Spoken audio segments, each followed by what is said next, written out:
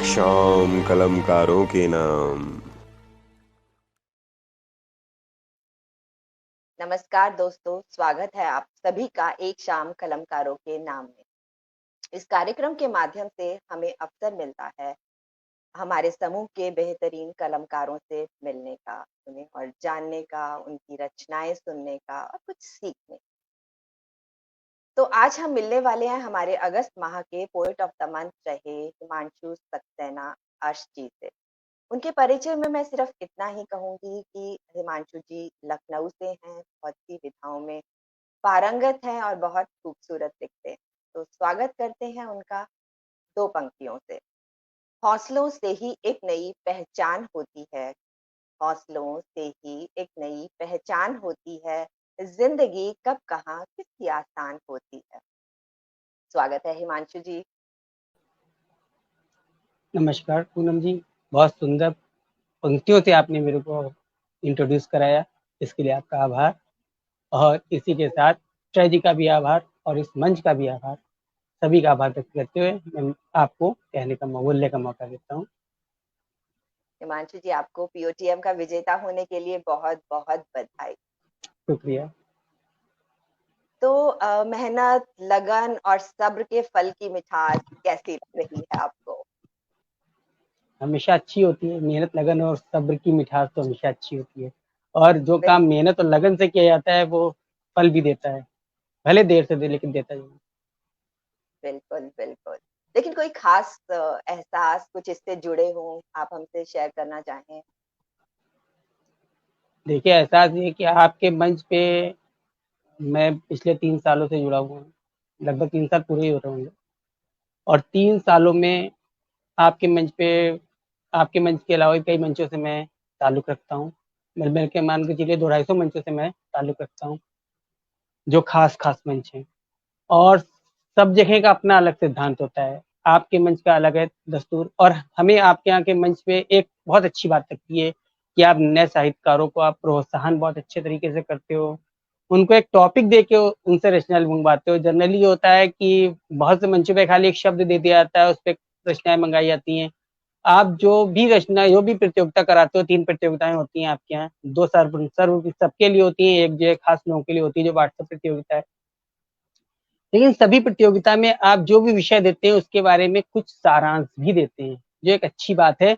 और मैं चाहूँगा कि कई मंच इसका यूज़ करें, तो नए जो साहित्यकार हैं उनका बहुत इससे उद्धार होता है। भाई हम सभी जानते हैं कि अब ये फलां टॉपिक, फलां विषय चल रहा है या फलां समय चल रहा है, उस समय पे ये तब टॉपिक चल रहा है, जैसे आज ही है। आज का दिन बहुत महान दिन है, 2 अक्टूबर का दिन है, आज 2 महान विभूतियों का जन्म हुआ था। सभी को मालूम है आज के दिन जो रचनाएँ लिखी जाएँगी या मँगाई जाएँगी वो या तो महात्मा गांधी जी पे मँगवाई जाएँगी या फिर लाल बहादुर शास्त्री जी पे मँगवाई जाएँगी। तो ये तो सब जानते हैं। लेकिन अगर हम इनके बारे में थोड़ा डिटेल देते हैं तो बहुत सी नई पीढ़ी, क्योंकि आज की नई पीढ़ी जो है वो बहुत कुछ नहीं जानती है। आने वाली पीढ़ी और जो है अननोन होती जा रही है। उसे ये नहीं पता है, उसे ये तो पता है कि हम लिख रहे हैं, लेकिन उसे ये भी नहीं पता हम क्या लिख रहे हैं। तो ये बहुत मायने रखता है।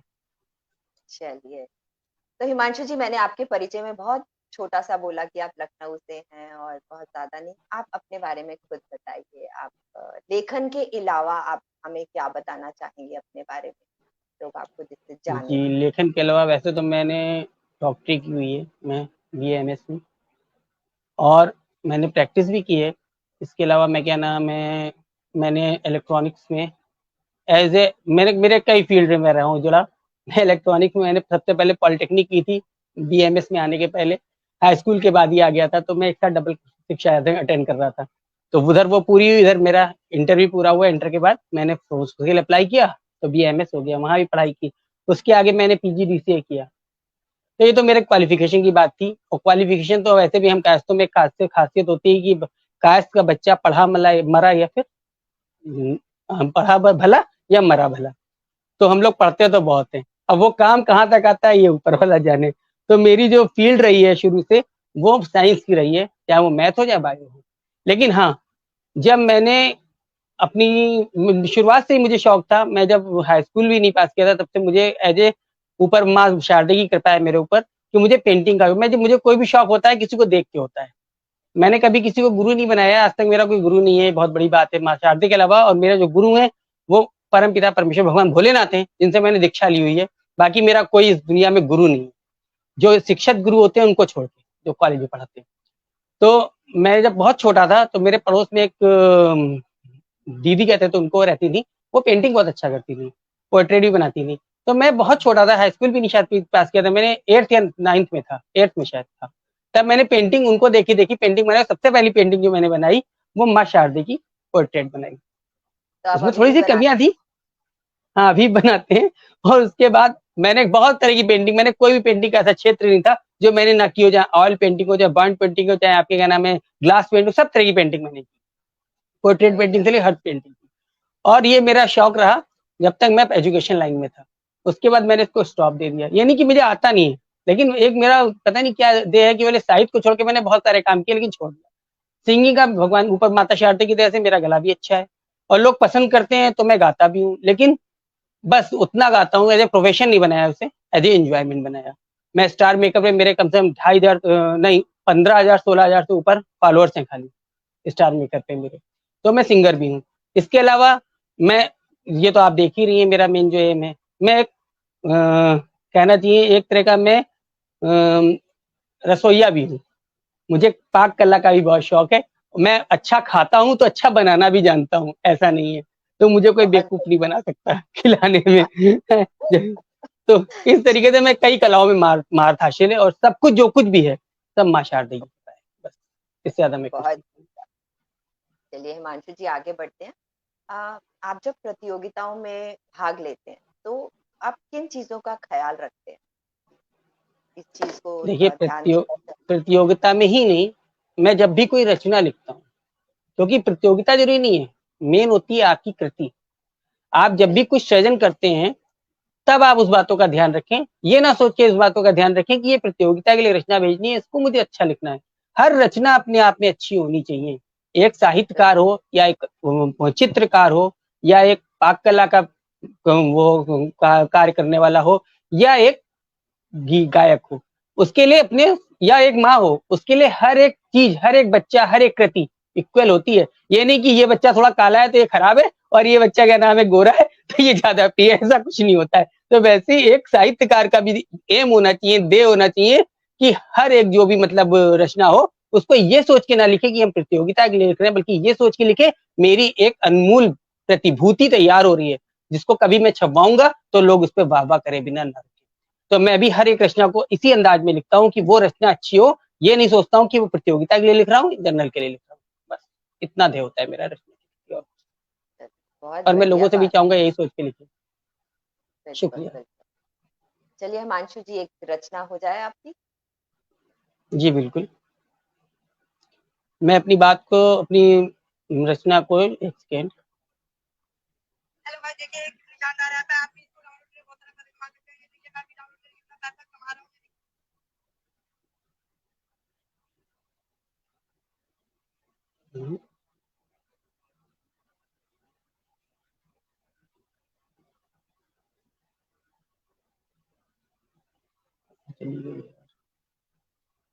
हाँ हेलो। मैं सबसे पहले भगवान गणेश को याद करूंगा। कोई भी चीज जो है शुरुआत करने से अगर उनका नाम लिया जाए तो विघ्न हरण होती है। तो मैं दो दोहों से, एक दोहे से भगवान पूजने, प्रथम पूज्य गणेश जी की स्तुति करूंगा, दूसरे दोहे में मैं माँ शारदे गुरुवर और मंच की स्तुति करूंगा।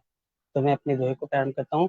विघ्न हरण के ध्यान से हो मंगल हर काम, विघ्न हरण के ध्यान से हो मंगल हर काम, प्रथम पूज्य को अर्श का सत सत नित्य प्रणाम, प्रथम पूज्य को अर्श का सत सत नित्य प्रणाम। अगला दोहा जो माँ शारदे गुरु को और मंच को समर्पित है। नमो नमो माँ शारदे, नमो नमो गुरुदेव, नमो नमो माँ शारदे, नमो नमो गुरुदेव, सदा नमन हो मंच का सत्यम अर्श त्वमेव, सदा नमन हो मंच का सत्यम अर्श त्वमेव। अब इसी के साथ आज चूंकि अभी मैंने थोड़ी देर पहले जिक्र किया था, आज दो महापुरुषों की जयंती है, एक महात्मा गांधी और दूसरे जवाहरलाल नेहरू जी।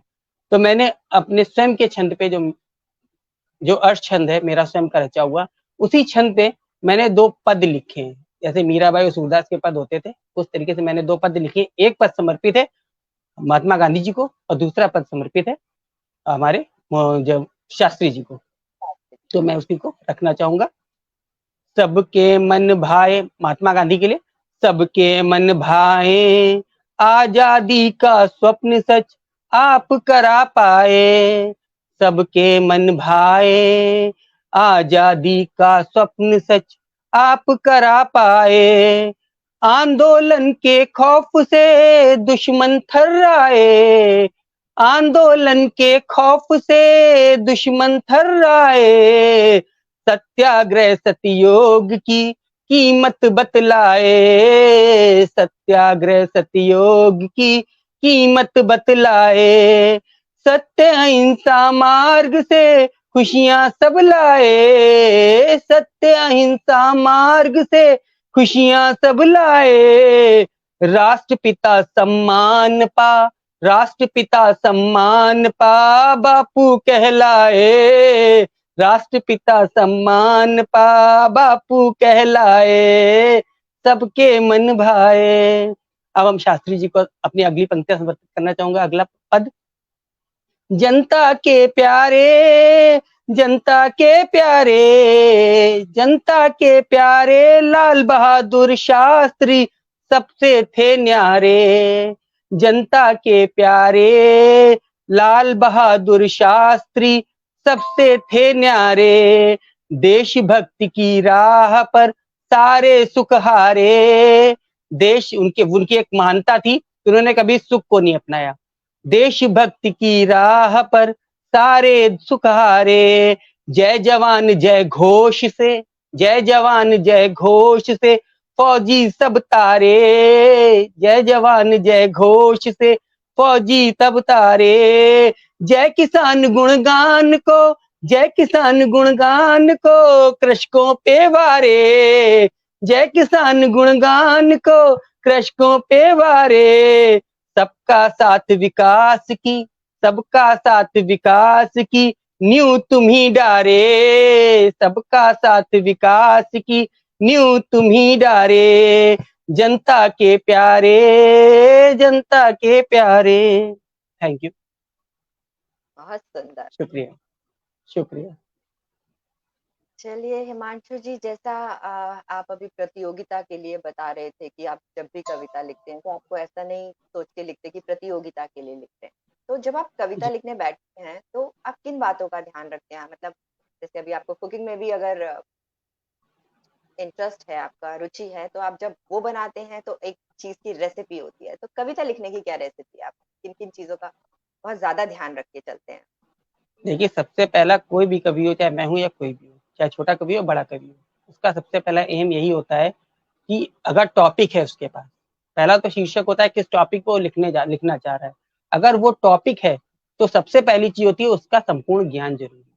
अगर आपको उस टॉपिक का संपूर्ण उचित ज्ञान नहीं है तो आप कुछ भी लिखेंगे वो सार्थक नहीं होगा। तो सबसे पहले तो हमें उसका लिए ज्ञान संकलित करना होता है। जब हम उसका ज्ञान संकलित कर लेते हैं तब भाव पक्ष तैयार करना पड़ता है, क्योंकि भाव के बिना व्यथा सब बेकार है। अगर आपका भाव ही नहीं है तो आप कुछ भी राग लेपिए, कोई फायदा नहीं है, कोई भी नहीं सुनेगा उसको। अगर आपके पास भाव अच्छे नहीं है तो भाव बहुत जरूरी है। जब भाव भी मिल जाते हैं तब मुझे एक लय चाहिए होती है, एक लय हो, या उसको हम इस तरह भी देख सकते हैं, कुछ लोग होते हैं जो बहर पे नहीं लिखते हैं, हम दोनों की बात करेंगे। जो लोग बहर पे नहीं लिखते हैं उनको लय पे लिखना बहुत जरूरी होता है। अगर वो लय पे नहीं लिखेंगे तो वो सार्थक नहीं है, वो रचना सार्थक नहीं होगी। देख लें, गुनगुना के लिखना, गुनगुना के लिखना। जो हमारे श्रेय तिवारी सर जी भी जो आप लोग के मंच के संस्थापक हैं वो भी गुनगुना के लिखते हैं। वैसे मैं गुनगुना के नहीं लिखता हूँ, कभी कदार जब मैं छंद मुक्त लिखता हूँ तो गुनगुना लेता हूँ कि मेरी लयबाधित ना हो। जनरली जब मैं छंद में लिखता हूँ तो उसमें गुनगुनाने की जरूरत नहीं पड़ती है, क्योंकि छंद में जब आप लिख रहे हैं तो वो ऑटोमेटिक आपकी पंक्ति बद्ध होगी और लयबद्ध होगा। कोई छंद कभी लय से विरुद्ध होता ही नहीं, कोई भी छंद होगा वो लय में है। और हर छंद को गाने का तरीका अलग होता है। जैसे दोहा गाते हैं तो उसको अलग तरीके से गाते हैं, कुंडली गाते हैं उसको अलग तरीके, रोला पढ़ते हैं उसको अलग तरीके से, चौपाई पढ़ते हैं, हर छंद को। चौपाई एक ऐसा छंद है इन सब छंदों में जिसको हम किसी भी लय पे गा सकते हैं। स्वतंत्र लय छंद है, उसको एक बार आप लिख दीजिए। आपने जो भी रामचरितमानस का अध्ययन करते हैं या पढ़ते हैं, उसका कंठस्थ है, उससे वो जानते होंगे कि रामचरितमानस का जब पाठ होता है तो जो पाठक होते हैं, मैं मेरा ये भी काम है, बताना भूल गया था, मैं मंचों पे जाकर रामचरितमानस का पाठ भी करता हूँ एज ए सुर में। तो उसको हर एक सुर में गाया जा सकता है। चौपाई एक ऐसी विधा है जिसको हम किसी भी सुर में ढाल सकते हैं। तो अगर आप छंदों में लिख रहे हैं तो आपको पार्टिकुलर विषय पे, जब आपको विषय मालूम हो गया, भाव पक्ष आपका क्लियर हो गया, तब आपको होता है लय पक्ष। लय पक्ष के लिए या तो आप गुनगुनाइए या फिर आप एक पार्टिकुलर छंद सेलेक्ट कीजिए या बहर सेलेक्ट कीजिए। जरूरी नहीं छंद ही लीजिए, बहर भी ले सकते हैं, क्योंकि बहुत सारे जो गीत होते हैं वो उर्दू बहरों पे भी लिखे जाते हैं। तो आप बहर भी सिलेक्ट कर सकते हैं, या तो बहर ले लीजिए, छंद ले लीजिए जिसमें आपको सुटेबल लगे, फिर उस पे आप उस रचना को लिख डालिए। तो जब उस पे आप लिखेंगे तो वो आपकी रचना कभी लय से बाधित नहीं होगी और सामने वाले को सुनने के लिए कर्णप्रिय हो। बस इतना सा सिंपल सा फार्मूला है, बस और कुछ नहीं। जनरली सभी ऐसा लिखते हैं, मैं इससे ज्यादा नहीं लिखता हूँ फिलहाल। बहुत सही। और हिमांशु जी, आपको विषय, जब आप विषय की बात करते हो तो जैसा सब लिख रहे हैं या जैसी भावनाएं हमारी आम हैं, हम उसी पे लिखना चाहिए, या आपको लगता है कि कुछ अलग भी लिखा जा सकता है? कई लोगों को लगता है कि प्रतियोगिता के लिए लिख रहे हैं, अरे जो भाव दिया गया है या जो एग्जाम्पल में दिया गया है वैसा लिखें।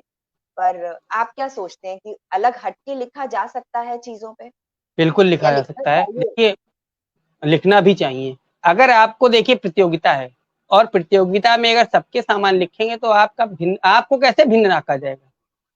पहली बात तो अगर आप वही चीज लिख रही हैं, जो मैंने जो लिखा है वही आप लिख रही हो, तो आप में मेरे में क्या भेद रह गया? अब निर्णायक के लिए ये मुसीबत होगी कि वो किसको चुनेगा, आपको चुनेगा, मुझे चुनेगा। तब वो एक काम करेगा, जिसने पहले लिखा है उसको चुनेगा, क्योंकि दूसरे को एज ए उसका प्रतिकार मान लेगा, तो दूसरे को नहीं चुनेगा, पहले को चुनेगा। ये उसकी विडंबना है। लेकिन अगर आप कुछ अलग लिखते हो, जैसे कि मैं हमेशा, आपने देखा होगा मेरी ज्यादातर रचनाएं आखिरी में आती हैं। अगर मैं लिख के भेजूं जो बाकी लोग लिखे हुए हैं, तो फिर क्या फायदा होगा? वो मुझे क्यों चुनेगा? तो नकल करके भेज दी उन्होंने, हिमांशु इतने दिन से इंतजार कर रहे थे। हाँ बोले। मेरा एक क्वेश्चन ये भी था, आपसे मैं पूछना भूल गई कि आप हमेशा आखिर में भेजते हैं, क्यों भाई? हाँ, एक तो मैं छोटा सा रचनाकार हूँ इसलिए आखिरी में भेजता हूँ, सबसे बड़ी बात तो ये है। और दूसरी बात ये है कि मैं चाहता हूँ कि मैं कुछ हटके लिखूं, और कुछ हटके तभी लिख सकता हूँ जब सबकी रचनाओं में जो लिखा है उससे अलग हटके लिखूंगा। मैं विषय को नहीं बदलूंगा लेकिन भाव पक्ष को बदल सकता हूँ। और बहुत सारी ऐसी बातें, देखिए चाहे कितना भी आप लिख रहे हो, जैसे अब की टॉपिक आपने दिया है लाल बहादुर शास्त्री, हमारी जो पोएट ऑफ द मंथ का टॉपिक है लाल बहादुर शास्त्री पे, आप देखिएगा आखिरी तक बहुत सारी रचनाएं आएंगी और बहुत कुछ लिखा होगा। लेकिन लाल बहादुर शास्त्री कोई छोटी सी चीज नहीं है। लाल बहादुर शास्त्री एक ग्रंथ है, और उस ग्रंथ में से कितना भी आप हीरे मोती निकाल लेंगे तब भी बहुत कुछ बचा रह जाएगा। मैं तो जो बचा रह जाता है उसको यूज करता हूँ, इसलिए आखिरी में लिखता हूँ बची कुची चीजों का उपयोग करके, और वो रचना सार्थक हो जाती है। बस ये ऊपर वाले की महिमा है, मेरी कोई महिमा नहीं है इसमें। बहुत खूबसूरत लिखते हैं। तो हिमांशु जी, मेरा अगला प्रश्न है कि हम सबका अपना अपना तरीका होता है लिखने का। जैसे अभी आपने भी बोला आपका एक तरीका है, मेरा अपना तरीका है। लेकिन कई बार ऐसा होता है कि मैं दूसरों का पढ़ती हूँ तो मुझे लगता है वाह कितना अच्छा लिखा है, ऐसा मैंने क्यों नहीं लिखा? तो अपने को बदलना चाहिए, या ये प्रश्न चिन्ह अपने पे लगाना कितना जायज है कि अरे मेरे को वैसा नहीं आता, मैं तो अपनी शैली को कहीं उन निगाहों से देखना कि अरे इससे बेहतर बहुत कुछ हो सकता है, हम वो क्यों नहीं करते? वो कितना जायज है ये प्रश्न अपने पे करना? देखिए, ये आपने जो क्वेश्चन किया है बहुत अच्छा क्वेश्चन है। ये जायज भी है और नाजायज भी है, दोनों बातें हैं इसमें। देखिए जायज, अब दोनों पद विधा विजय मतलब दोनों पक्षों को मैं आपके सामने एक्सप्लेन कर दे रहा हूँ। पहला तो, अगर हमारे से कोई अच्छा राइटर है, क्योंकि बहुत हम बहुत छोटे राइटर हैं, हमसे ऊपर बहुत सारे राइटर पड़े हुए हैं, और इस संसार में अनगिनत राइटर हैं। जितनी आप मतलब एक कहावत है, जितना अधिक आप समुद्र में डुबकी लगाएंगे जितनी गहराई में जाएंगे, आपको बहुत सारे। अभी मैं पुस्तक मेला में था, बहुत सारे ऐसे विद्वान मिले हमको। अभी परसों की बात ले लीजिए, मैं परसों, हाँ हाँ, एक 30 तारीख की बात है, 30 तारीख की इवनिंग में पुस्तक मेले में था। तो वहां पे वो लोग मतलब इनवाइट भी नहीं थे, जो लोग उपस्थित हो गए, वो मंच इंटरनेशनल मंच हो गया था। वहां पे ऐसे 3 प्रतिभाएं उपस्थित थी जो कि ऑल ओवर वर्ल्ड में जानी जाती हैं, और वो अपने पूरे भारत से लोगों को लेके, मतलब अच्छे अच्छे राइटर्स को लेके दुबई तक पहुंचाते हैं।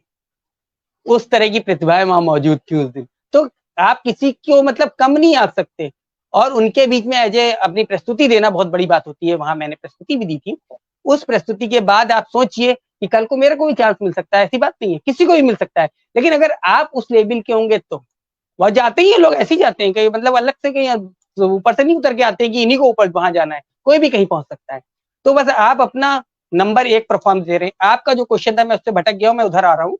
तो आपने जो क्वेश्चन किया, देखिए बात हमेशा ये है कि हमें अगर अपने से अच्छा कोई व्यक्ति है, अगर हम उसकी कॉपी भी कर रहे, तो कॉपी तो नहीं करनी चाहिए, लेकिन उसकी जो अच्छाइयां हैं उसको एब्जॉर्व करना बुराई नहीं, अगर हम उसको सुचारू रूप से कर सकें, ये भी है साथ में। ये नहीं कि वो एक कौवा चला हंस की चाल, पर निकाल लिया और अपने लगा लिया, मैं मोर हो गया या हंस हो गया, तो वो नहीं अच्छा है। हाँ, अगर हम उसको एब्जॉर्ब कर सकें, जितना एब्जॉर्ब कर सकें उतना उसको हमको लेना चाहिए, और अपनी विधा को, अपनी मतलब स्टाइल को, अपने तरीके को हमें नहीं बदलना चाहिए। हाँ, अब जो अच्छाइयां हैं दूसरे की, उसको एब्जॉर्ब करने में बुराई नहीं है, हमारी उसमें उन्नति होगी, हम आगे चलेंगे। हमसे अच्छे जो भी है उसको हम कॉपी करें, अपने से बुरे की कॉपी ना करें। अगर हम अपने से बुरे की कॉपी करते हैं तो दिक्कत है, हम अपने से अच्छे को अगर टैली करते हैं तो बहुत अच्छी बात है। अब आपके सामने मैं एक नाम लेना चाहूंगा, जगन्नाथ राय जी का, बहुत अच्छे कवि हैं। आज वो बहुत अच्छा लिख रहे हैं, मेरे ख्याल से आज से 2 साल पहले वो इतना अच्छा नहीं लिखते थे, लेकिन उन्होंने अपने आप में सुधार किया, और ये अच्छी इंप्रूवमेंट की बात है। मतलब बहुत कम लोग ऐसे होते हैं जो अपने में सुधार करते हैं, बहुत सारे लोग हैं उनकी अगर थोड़ी तारीफ हो जाती है तो अपने आप को बहुत अच्छा मानने लगते हैं, वो सुधार नहीं करते। मैं नाम नहीं लूंगा, आपके मंच पे भी है, लेकिन ये गलत है। कुछ लोग ऐसे होते हैं, नरेंद्र जी इतने अच्छे कवि हैं, उनको तो जग जाहिर है आपके मंच के तो गुरु ही हुए, तो ऐसा नहीं है, वो भी रोज सुधार करते हैं। ये समझ लीजिए कोई ऐसा हमारा मंच, हाँ हमारे मंच पे, सॉरी, आप हमारे मंच, हाँ हमारे मंच पे वो एज ए गुरु हैं, और गुरु का दर्जा सबसे ऊपर होता है, और उनसे मेरी अक्सर बातें होती, घंटों बातें होती हैं नरेंद्र जी से, बहुत अच्छे नेचर के व्यक्ति हैं। तो ऐसा नहीं उनको कॉपी करे, और जो आप अच्छे कवि हैं उनको कॉपी करें, कॉपी करना बुरा ही नहीं है, लेकिन कॉपी करने का मतलब उनकी रचना कॉपी करें, कॉपी करने का मतलब उनका स्टाइल एब्जॉर्व करें, उनके भाव पक्षों को आप वैसा सोचने की कोशिश करें। ये नहीं कि आप उनकी नकल कर दे, अब जो लिखा है उसको अपनी तरह, अपनी उस पर लिख के नीचे नाम लिख दे, वो नहीं है।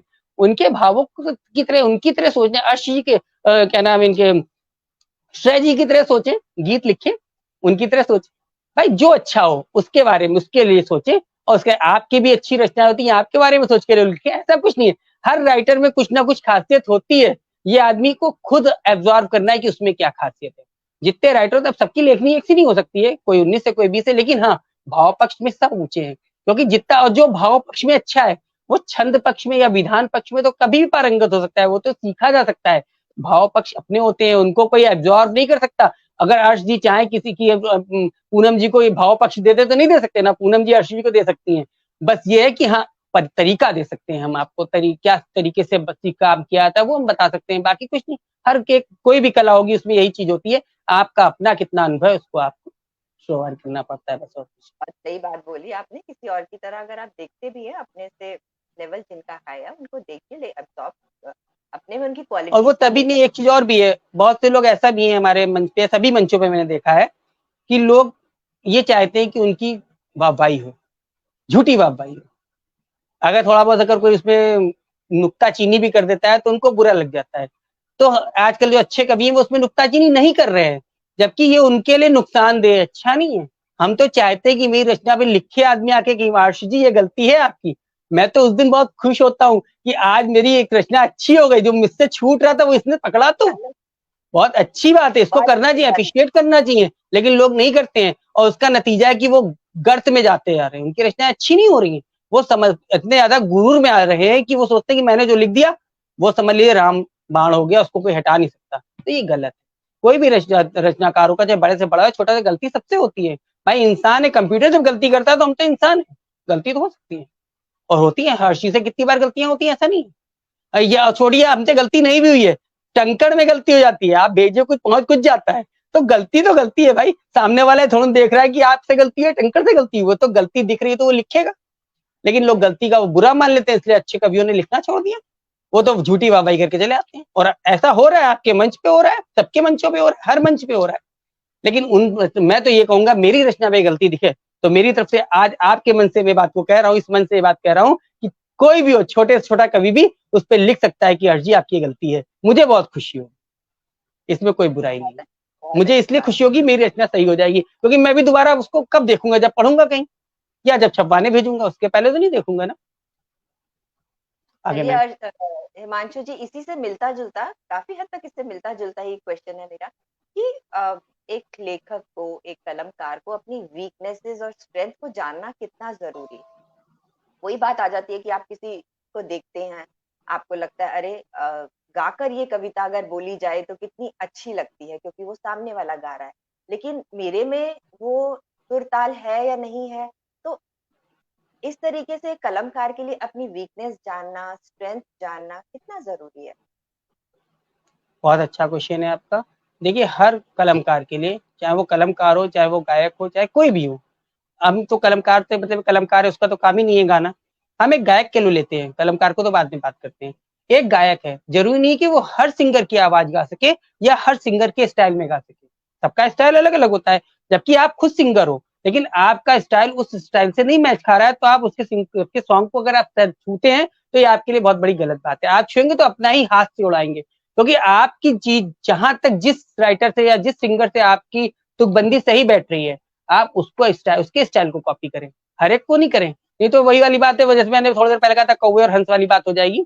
तो वही आपके राइटिंग में भी है। आप अगर लिखते हो और आपका गला माँ शारदे की कृपा से अच्छा नहीं है, क्योंकि हर एक का गला अच्छा नहीं होता है। पहली बात तो गला होता है सबसे मेन चीज, उसके बाद होता है तरीका, सुर, लय, ताल। जब आपका पहले मेन चीज जिससे आप गाएंगे वो गला है, गले के बिना तो कुछ हो ही नहीं सकता। बहुत का गला कंठ इतना खराब होता है कि वो अगर कुछ पढ़ते भी हैं तो खराब लगता है, तो गाने की तो बात ही छोड़िए। अगर आप उस गले से गाओगे तो नहीं अच्छा लगेगा। या तो आप रियाज करके अपने गले, और ऐसा नहीं कि हर चीज का फिर हर चीज की काट भी है। आप फिर अगर आपको गाना है, आप चाहे तो, हम कहते हैं बुराई नहीं है, हर एक को सुर में गाना चाहिए।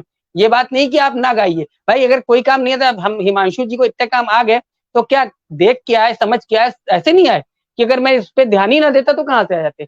या कोई भी महिला है, महिला को ले लीजिए, महिला का काम, पहला काम होता है कि वो घर आती है तो उसको परिवार को देखना है और रसोई को देखना है।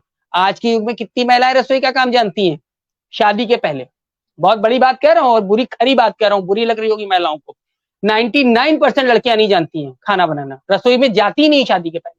क्या जब वो रसोई में आती हैं ससुराल में आने के बाद, और चाहे कितने बड़े परिवार में जाएं, जहां दसियों नौकर चाकर और बावर्ची लगे हों, वहां भी आपको किचन में जाना पड़ेगा। मेरे घर में ही मान लीजिए नौकर चाकर है और मुझे खाना बिल्कुल नहीं किसी नौकर चाकर पसंद है, तो जाना पड़ता है। अगर नहीं आप जाओगे तो मैं खुद जाके बनाऊंगा, मुझे नौकर के हाथ का खाना नहीं खाना। तो हर महिला को किचन में जाना पड़ता है, और जाने के बाद वो उस पर ध्यान लगाती है, सीखती है, सीख भी लेती है। ऐसा नहीं सीख पाती। अगर वो कहते नहीं मैं नहीं सीख पाऊंगी, ऐसा नहीं हो सकता। हर काम आ सकता है, लेकिन आपको उसके लिए लगन जरूरी है और रियाज जरूरी है। आपको अगर गाना है तो आप रियाज कीजिए सुबह उठ के, शाम को जिस अगर आपको समय मिले तो धीरे धीरे आपका कंठ खुल जाएगा। फिर आप धीरे धीरे छोटी छोटी बहर पे पक गाना शुरू कीजिए, आगे चल के आप अच्छा गाने लोगे। ऐसा कुछ नहीं है, कोई भी चीज यही सब कुछ सीखता है आदमी, घर से सीख के कुछ नहीं आता है। Thank you.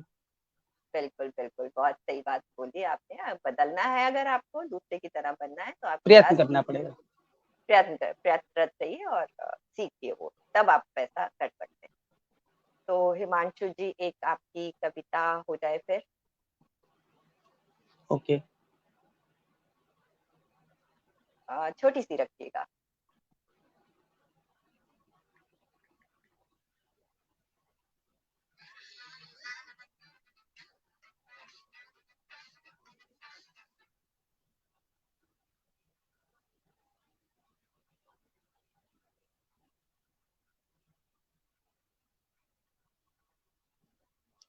मैं एक छोटी सी गजल डायरेक्ट पढ़ता हूँ। गजल भी नहीं है, नज्म है, और जिंदगी के ऊपर है, सबकी जिंदगी के ऊपर है। किसी को भी उसको, अगर अभी जो क्वेश्चन चल रहे थे लगभग उससे बहुत कुछ इसमें मिलता जुलता है। खूब, तो उसका जो मतलब है, खूबसूरत फूल का एक हार है ये जिंदगी, खूबसूरत फूल का एक हार है ये जिंदगी, तो कभी जलता हुआ अंगार है, तो कभी जलता हुआ अंगार है ये जिंदगी। खूबसूरत फूल का एक हार है ये जिंदगी, तो कभी जलता हुआ अंगार है ये जिंदगी। क्या पता दे दे दगा कब कौन जाने किस घड़ी, क्या पता दे दे जग दगा, क्या पता दे दे दगा कब कौन जाने किस घड़ी। रूह बिन कुछ भी नहीं भंगार है ये, रूह बिन कुछ भी नहीं भंगार है ये जिंदगी। जब रूह निकल गई तो किसी काम के लिए फूक ही दिया जाता है, जमीन में दफना दिया जाता है। जीत ले अगर दिल सभी का, काम कुछ ऐसा करें, जीत ले अगर दिल सभी का, काम कुछ ऐसा करें, मान कर तब हम चले उपहार है ये जिंदगी, मान कर तब हम चले उपहार है। और अगला शेर कुछ यूं है, क्या मिले क्या खो दिए, क्या मिले क्या खो दिए, गुजरे पहर की बात है। क्या मिले क्या खो दिए, गुजरे पहर की बात है। आज को देखें तभी गुलजार है, आज को देखें तभी गुलजार है ये जिंदगी।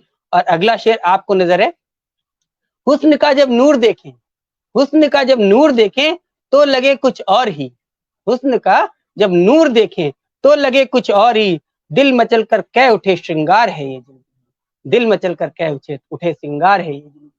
और अगला शेर है, मुफलिसी में जी रहे हैं, उन लोगों को नजर है जो बेचारे गरीब जन हैं, जिनके पास खाने और रहने के लिए भी जगह नहीं है, उनको नजर है ये शेर। मुफलिसी में जी रहे भर पेट भोजन भी नहीं, मुफलिसी में जी रहे भर पेट भोजन भी नहीं। किस कदर यारो यहाँ लाचार है ये, किस कदर यारो यहाँ लाचार है ये जिंदगी।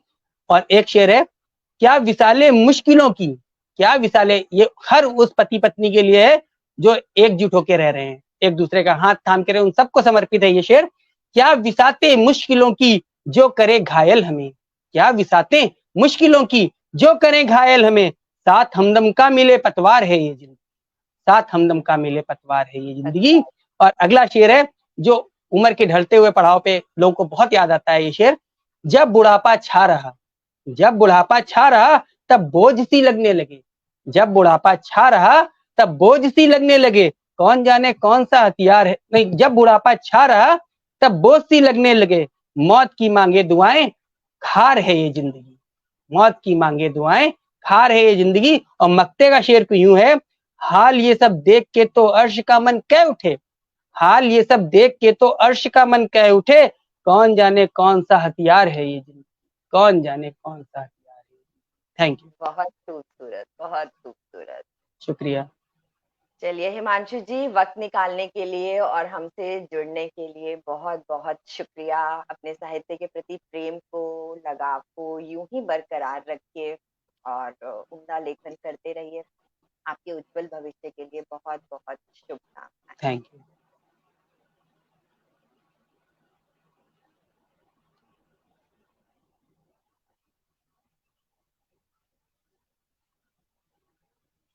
जिंदगी के सबक या कुछ सीखने के लिए हमें उन सभी प्रतिक्रियाओं से गुजरना जरूरी नहीं है, किसी के अनुभव से भी सीखा जा सकता है। तो उम्मीद है मेरे साथ आपको भी आज बहुत कुछ नया समझने और सीखने को मिला होगा। जी बिल्कुल। इसी आशा के साथ कि आप हमसे और हम आपसे जुड़े रहेंगे और सीखने और सिखाने में प्रयत्नरत रहेंगे। तो मिलते हैं अगली बार एक और खास कलमकार के साथ। तब तक मुस्कुराते रहिए और अपना ख्याल रखिए। नमस्कार सभी।